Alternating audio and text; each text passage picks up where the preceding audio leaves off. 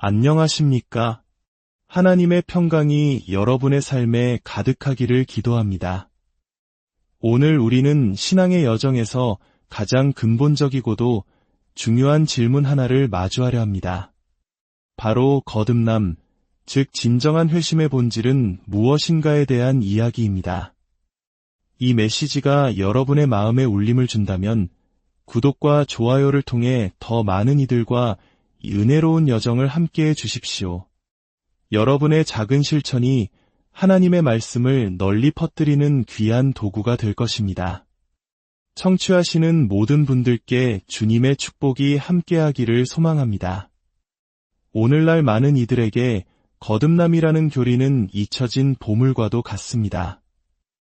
우리는 이 놀라운 진리를 단순히 인간의 결심이나 선택 정도로 축소해버리는 시대에 살고 있습니다.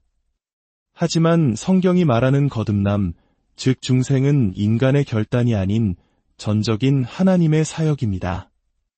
하나님께서 텅 빈 무의 상태에서 이 우주를 창조하셨을 때 드러난 권능보다 타락하고 부패한 한 인간을 새롭게 창조하시는 중생의 역사 속에서 더욱 위대한 신적 능력이 나타난다는 사실을 아십니까? 세상을 창조하실 때는 아무것도 없는 것에서 만드셨지만 한 사람을 재창조하실 때는 죄로 오염되고 뒤틀린 존재로부터 시작하십니다. 이것이 바로 중생에 담긴 하나님의 놀라운 권능입니다. 역사적으로 위대한 신학자들, 청교도들, 그리고 우리의 신앙 선조들이 언제나 믿음으로 얻는 구원의 증거는 선한 행실이라고 가르쳤던 이유가 바로 여기에 있습니다. 이것은 결코 행위로 구원을 받는다는 뜻이 아닙니다.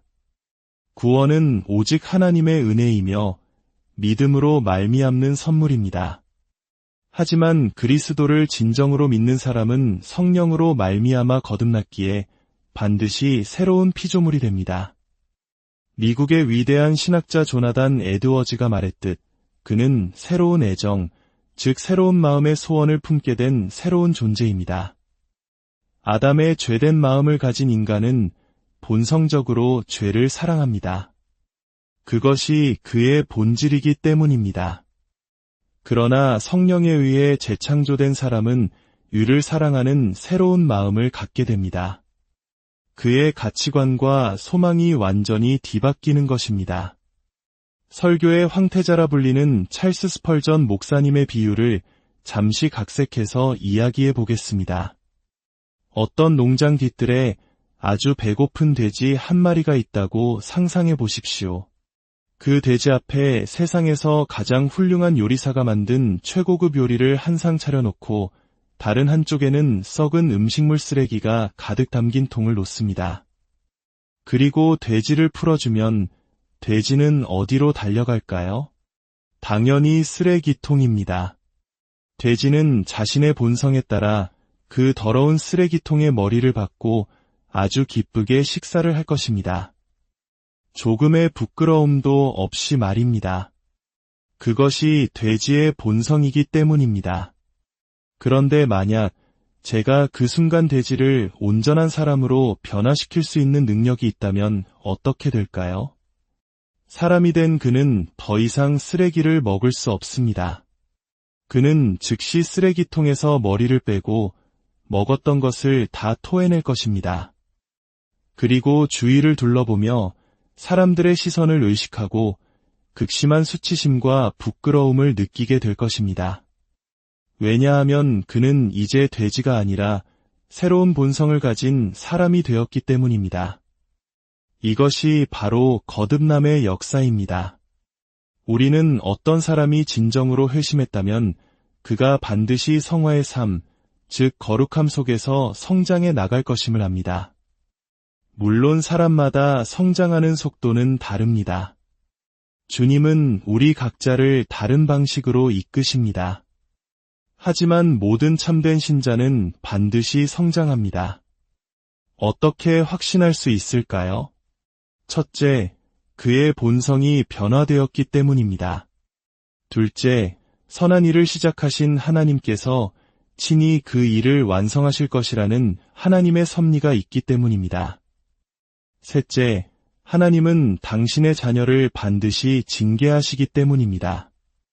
만약 어떤 사람이 계속해서 육신적인 죄악 속에 살면서도 하나님의 징계나 책망하심을 전혀 느끼지 못한다면 그는 하나님의 자녀가 아니라 사생아일 수 있다고 성경은 경고합니다. 구약 성경 에스겔서 36장 26절을 보겠습니다. 여기에는 거듭남의 신비가 놀랍도록 아름답게 묘사되어 있습니다.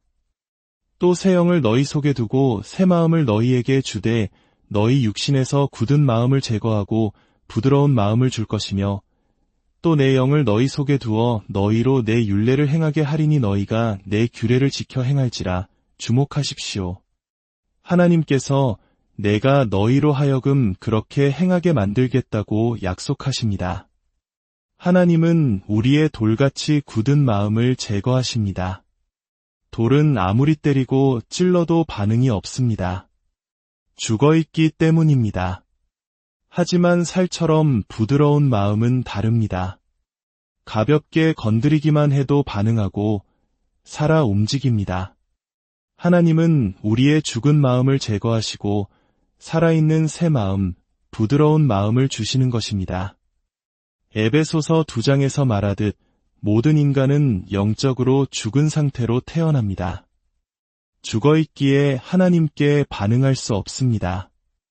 그가 반응하기 위해서는 하나님께서 먼저 일하셔야 합니다. 생명을 주셔야 합니다. 이것은 초자연적인 역사이며 반드시 일어나야만 하는 신적인 사건입니다. 그런즉 누구든지 그리스도 안에 있으면 새로운 피조물이라. 형제자매 여러분, 사도 바울은 시적인 표현을 쓰고 있는 것이 아닙니다. 그는 진리를 선포하고 있습니다. 우리는 문자 그대로 새로운 창조물이 되는 것입니다. 이 진리가 목회 현장에서 얼마나 중요한지 한 가지 예를 들어보겠습니다. 제가 어떤 교회의 목사로 부임했다고 가정해 봅시다. 교인들이 제게 말합니다.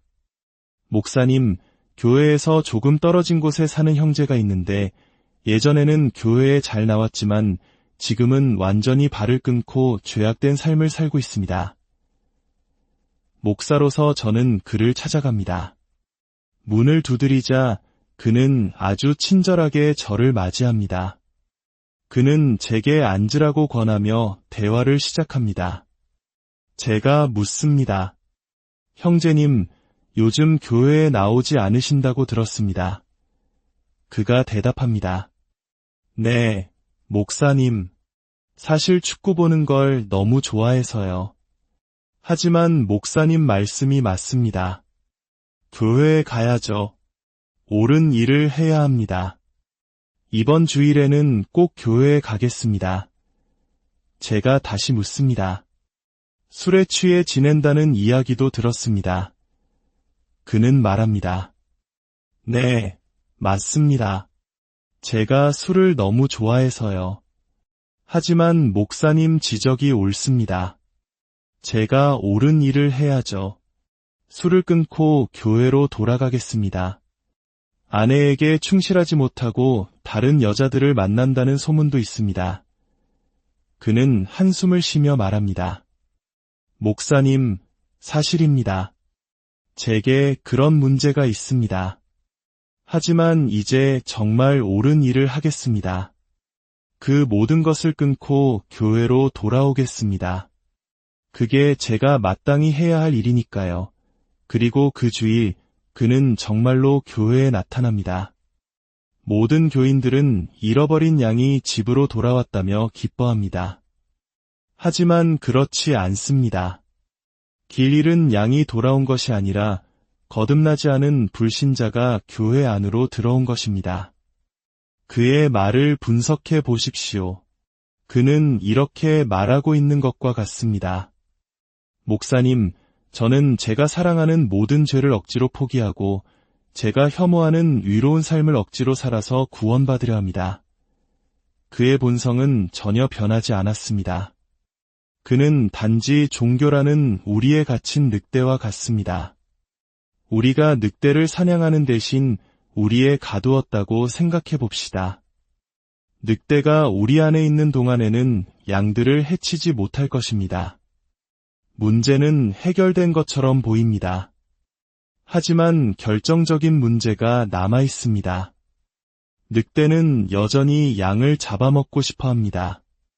단지 우리에 갇혀 있어서 그렇게 하지 못할 뿐입니다. 만약 우리가 그 우리의 문을 조금이라도 열어준다면 늑대는 번개처럼 뛰쳐나가 양을 사냥할 것입니다.